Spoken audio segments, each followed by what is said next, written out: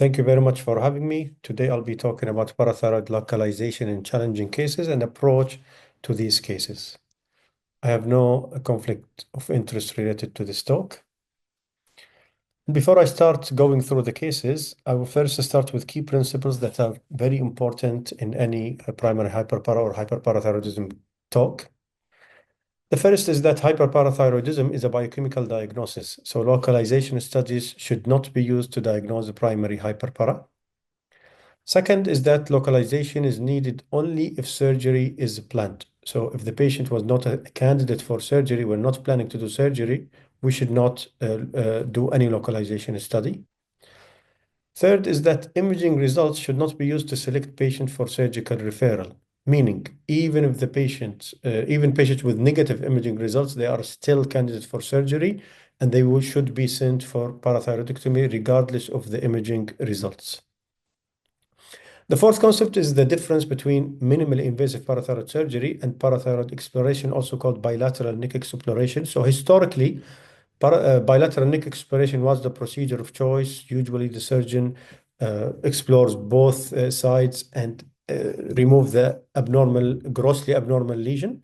With the improvement in imaging modalities and the very high sensitivities, especially of the recently developed imaging, the approach in the first line procedure has changed now to minimally invasive parathyroid surgery. And the reason, the advantages of the minimally invasive approach is shorter operative time, less tissue scarring, and significantly less complication rates compared to bilateral exploration. So the localization studies are primarily used to determine if the patient is a candidate for minimally invasive procedure or not. So the patient is going to do surgery anyways, the decision has been made, and the localization studies are only going to decide which surgery they're going to have. If the localization was successful in localizing a lesion, they will go to a minimally invasive procedure. If it was negative, they will go for bilateral neck exploration. Most surgeons prefer to have concordance between two or more imaging, so they like to have two positive imaging concordant, so that they are confident in their minimally invasive approach and so that they avoid the need to repeat the surgery again, going back again to the same operative bed. Generally, experienced surgeons achieve a cure rates greater than 95% with either procedure. So the question is not about efficiency of the procedures. Both are equally efficacious. The question is about the complication rate, which is much less with minimally invasive procedure. Now, if you work with a historical surgeon or an institution where the surgeon adopts a bilateral exploration approach anyways for all patients, then there is less role for localization imaging and there is no need to do localization since the surgeon is going to explore anyways. There is no universally accepted algorithm for pre-operative localization, meaning which imaging modality you start with, what is the second line, what is the third line, and it's all subject to local availability, local expertise, and surgeon's preference. So everything we're going to talk about is a general rule based on the sensitivities of imaging, but each institution usually adopts their own protocol. Now, what are the challenges we usually face, or what are the challenging scenarios? Usually, the first scenario is failure to localize the lesion. So all imaging modalities are negative. Second is when having discordant imaging findings, meaning I do one modality that show, let's say, right inferior, and I do another modality that showed left inferior. So we have a discordant imaging findings. Third challenging scenario is having a recurrent or persistent primary hyperpara. Recurrent is defined as normal calcium following the first surgery for 6 months, then recurrence of hypercalcemia after 6 months. Persistent is lack of a cure right after the first operation. And causes for localization failure is one of the most common causes is multi-gland disease, for which imaging are not very sensitive. Having ectopic parathyroid tissue, including intrathyroidal adenomas. And sometimes we fail to localize adenoma in orthotropic locations. So in normal anatomic location, we fail to localize the lesion. All the imaging are negative. And there are many hypothesized factors for that, including a very small size adenoma or sometimes histopathologic characteristics such as oxyphil to chief cell ratio. This is especially true for system B, which relies on the mitochondrial content in oxyphil cells. Now we'll go through cases. So the first case is a 57 years old female known to have primary hyperpara for many years, past medical history of breast cancer and osteoporosis. Now she's presenting with kidney stones. So she was reluctant to do surgery for many years. And as you all know, when she suffered from the kidney stones pain, now she's convinced to do the surgery. Corrected calcium was mildly elevated at 2.85. Intact PTH was also mildly elevated. FHH was ruled out. She had underwent a departmental ultrasound that was negative. Then she had a maybe SPECT CT, and it clearly shows a positive right inferior lesion. I saw her in my clinic and I did my own ultrasound, bedside ultrasound, and I saw a small, I could not see the right-sided lesion, but I saw a small left superior lesion that is around 8 to 9 millimeters that I thought could be a parathyroid lesion. Not specific, but could be. So we have a discordant ultrasound and maybe results. This is a historic case. So back then we did not have a 4D CT and choline. So we had a discussion with the surgeon, and the decision was to target the positive lesion on maybe SPECT since it is more sensitive with intraoperative PTH guidance. So quick word about intraoperative PTH monitoring. So as we said, historically, bilateral neck exploration was the procedure of choice. Back then, we did not need to monitor PTH to ensure success because the surgeon was going to expose all the glands and explore them. Now, with the rise of minimally invasive procedure, we had to intraoperative PTH monitoring became a standard approach with endocrine surgery for all endocrine surgeons to ensure that the procedure was successful. And we have two main criteria that are used. The most commonly used one is Miami criteria. So the PTH in this criteria is measured before incision. First sample. Second sample is before excision, so right before they ligate the vessel. And then a third sample 10 minutes after gland removal. And for the procedure to be successful, the PTH need to drop by 50% from the highest level, either before incision or before excision of the lesion. And the cure rate is very high with this procedure, with this criteria, 97 to 99%.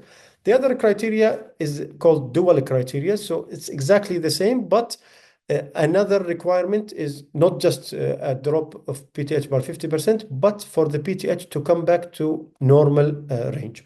Both of them function well in single adenomas, but for multi-gland disease, more stringent criteria may be needed, and it's suggested that you need a drop of more than 90% in addition to normalization of PTH. So we did the PTH pre-excision. It was 10.6. Post-excision, we repeated it. Now it was still 10. Remember, this is the maybe positive right inferior lesion. So the surgeon now had to make a decision. Should they explore all glands or should they trust my ultrasound and go for the left lesion? I mean, they realistically could have explored because it's another side. The first lesion was in the right, the second lesion was in the left.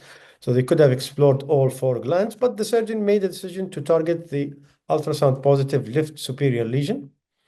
And post-excision of this left superior lesion was 0.8 picomole per liter. So it dropped from 10 to 0.8, more than 90% drop, and not just going back to normal, to below normal.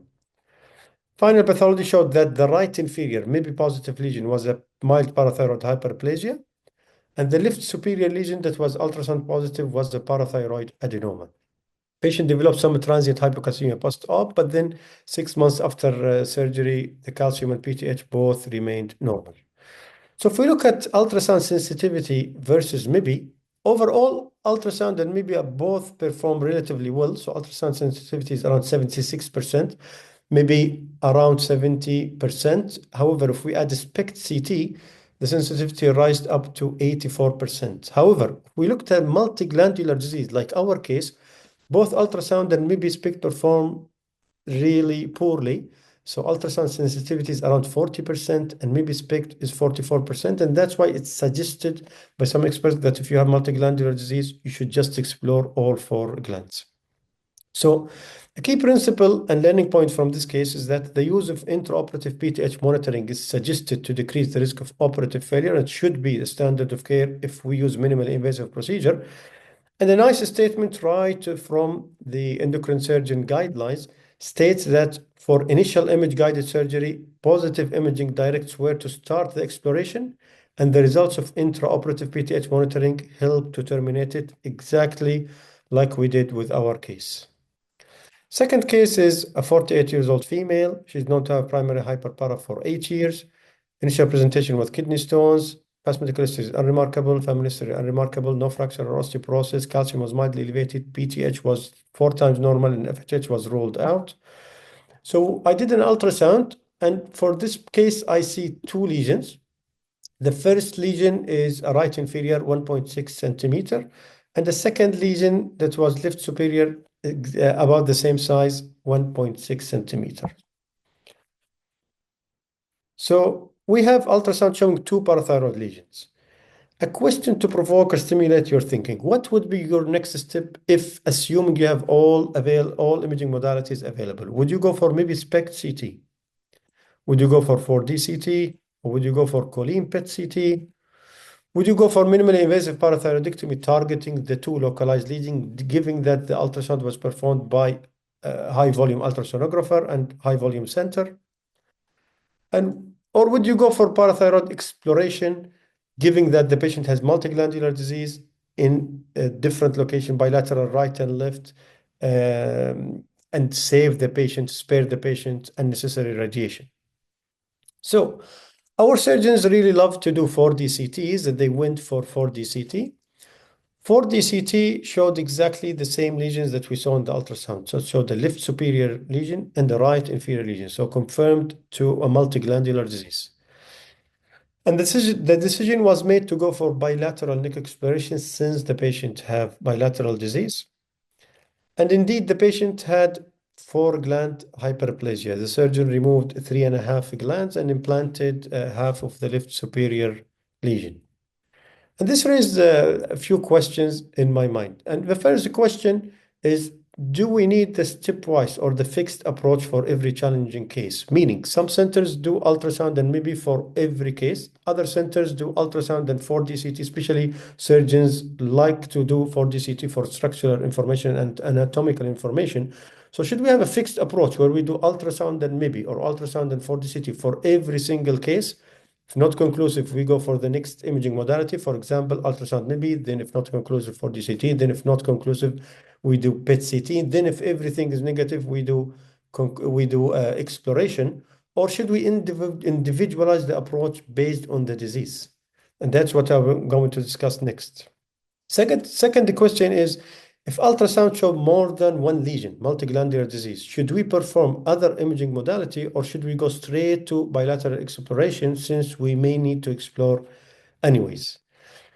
And this table, I'll show you, this is just one column, 1 row, but I will show you the whole table, probably the most important slide in the presentation. We compare the sensitivities of all imaging modalities. So overall, all the modalities perform relatively well compared to each other in primary hyperpara overall. So ultrasound sensitivity around 76% done by high volume ultrasonographer, maybe SPECT around 70%, but if we add, maybe SPECT around 70%, if we add the SPECT CT, goes up to around 85%. 4D CT overall around 80%, but for single adenoma is very sensitive, 99, 92%. And if 18, if choline PET CT is excellently performs well, so around 92 to 95%. However, if we look at multiglandular disease, the sensitivity changed dramatically, as we mentioned earlier. So ultrasound sensitivity is around 40%, maybe SPECT around 44%, so very poor. 4D CT, again, not that great, 60%. However, if choline PET performs around 88% in the study that showed the most sensitivity. So a huge difference between modalities, and that's why I'm going to talk about the flow, about the approach in the next slide. That's why it's suggested for multiglandular disease, our approach is different and we don't need to expose our patient to the stepwise approach. For recurrent or persistent primary hyperpara, again, ultrasound around 50%, maybe SPECT 50% if we add CT 70%. 4D CT performs a little bit better, 80 to 90%, and if choline PET excellent, around 96%. So you see, it's as if we are dealing with different disease, completely different sensitivities based on what the cause is.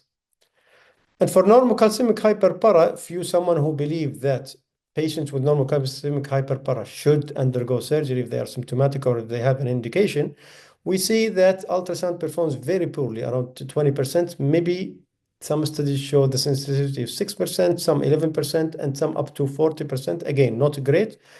For the CT is also not that great, 50%, and even if choline PET around 70%. Now, with normocalcemic hyperpara, the studies are very limited, so I'll take the numbers with a grain of salt, but it's just to show you that we don't have a great imaging modality for this entity, and it's thought that because most of these lesions are very small, or they have mild hyperplasia that cannot be easily detected by these imaging modalities. So based on these numbers and the table I showed you, a lot of experts recommend that our approach should be individualized based on the disease, and we deal with the primary hyperpara as a different entities, not just as a one entity. And this is partially adopted this flowchart from a group that published their work on JAMA 2018. And I made a few changes to it, and this is my own suggestion and approach. So I think ultrasonography is a reasonable starting point, even for, let's say, recurrent disease or multiglandular disease, where the sensitivity is very great. There is no harm in doing ultrasonography. There is no radiation. It's cost effective. It is widely available. So it should be our first line for every single case of primary hyperpara. Now, if we are dealing with single adenoma on ultrasound, then it makes sense to go for system SPECT CT. It's much lower radiation compared to 4D CT. It's widely available everywhere. And the sensitivity combined with ultrasonography for single adenoma is reasonably well. If the result was positive and concordant, we can do for minimally invasive procedure comfortably. If negative or discordant, both 4D CT or choline SIT are both fine. If the result is positive, we go for minimally invasive surgery. If every single modality is negative, then we have to go for bilateral neck exploration. If we are dealing with multiglandular disease, as I showed you earlier, remember in the table that ultrasound maybe are both sensitivity around 40%, CT also not that great. But if choline is very, very good, around 85 to 88, 80 to 88%. So it makes sense that after ultrasound, if we are dealing in the ultrasound with multigland disease, our second line should be choline PET. We can skip 4D CT and go for choline PET. If it's not available, then we can do 4D CT. And if it's negative, we go for bilateral neck exploration. We don't need to do system for these cases. The sensitivity is almost same to the ultrasound, and we don't need to expose the patient to too much radiation. If we are dealing with recurrent or persistent disease, the same thing. If choline performs greatly, and 4D CT is also fine, around 75 to 90%. For recurrent or persistent disease, I suggest second line to be choline PET or 4D CT. Both are fine. If they are not available, then we can do system since with the SPECT, the sensitivity is around 70%. And if all modalities are negative, then the operative plan should be discussed with the surgeon, and the decision has to be individualized. We don't know how extensive was the first surgery. Is the patient candidates for second surgery? Is any risk associated with doing bilateral neck exploration? That should be individualized in these cases.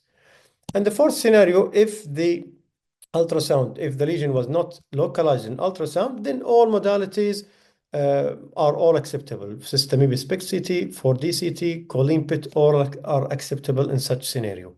And remember what I mentioned earlier, this is a general theme or a general approach, and local institution can develop their own approach depending on radiologic expertise in system 4D CT and choline PET, depending on some patient's factors such as age and risk of radiation, and depending on surgeon preference and comfort level. Now, not to forget that imaging are associated with radiation. Ultrasound, of course, there is no radiation, maybe around 10 to 12 MSV. 4D CT is associated with much higher dose of radiation, around double that of maybe SPECT, and choline PET associated with very low risk of radiation. And that's why we suggest the individualized approach rather than the stepwise approach where we expose the patients to all the modalities if it's negative. Quickly, I know I'm almost out of time. I will just go over a quick case with for 2 minutes, and I just want to show you a novel tracer that we're experimenting now in Kuwait. So this is a 54-year-old referred to a clinic for high PTH and calcium. She was symptomatic. So she had an ultrasound that was negative. Systemic B was negative. 4DCT was negative. So the surgeon performed all modalities. All of them is negative. In Kuwait, we don't yet have choline PET, but we are experimenting on a new tracer called gallium-68 trivexene PET-CT. And we performed this procedure for this patient or this imaging modality, and it's nicely localized the lesion in the right inferior lesion. So what is this gallium-68 trivexene? Sorry, before that, I'd say that the patient underwent surgery, minimally invasive, based on this imaging, and the histopathology confirmed a parathyroid adenoma. The patient was cured after surgery. So gallium-68 trivexene targets the integrin receptor, which has a role in tumor angiogenesis and carcinogenesis. The mechanism for the presence of this receptor in parathyroid adenomas is still unknown. This tracer is mostly used in cancer, pancreatic cancer, prostate cancer, and its use in parathyroid adenoma has been incidental. In one patient who had prostate cancer, they just found that parathyroid adenoma lit up, and this led a Turkish group to study it, and that's the only studies available in the literature published in 2024. I won't have time to go into its details, but they included a small number of patients, 13 patients, and they compared all imaging modalities, and the detection rate of this tracer was 94% compared to 60% of maybe. There were 7 patients who were maybe, or 7 lesions who were maybe negative, and all of them were positive using trivexene. Of those 7, 3 underwent choline PET and they were negative. However, trivexene localized 2 of those choline PET negative lesions. Of course, there is a chance of selection bias, but it's a promising tracer that might be an option in the future. And we are currently collecting data in Kuwait. We did so far 13 to 14 cases, and all are promising. This is my last slide, and I'll end with it. I will talk briefly about parathyroid exploration, which can be considered as a last resort for parathyroid localization.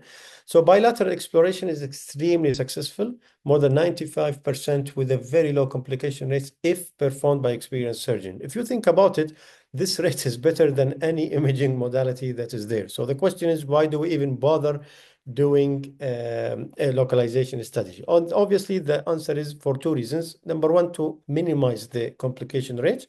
And number 2, because parathyroid or experienced high volume parathyroid surgeon are rare to find. And the definition of experienced parathyroid surgeon is debated. However, most endocrine surgeons agree that a surgeon who performs at least 50 surgery per year is considered to be experienced high volume surgeon. Our surgeon in our institution perform around 50 to 100 surgery per year.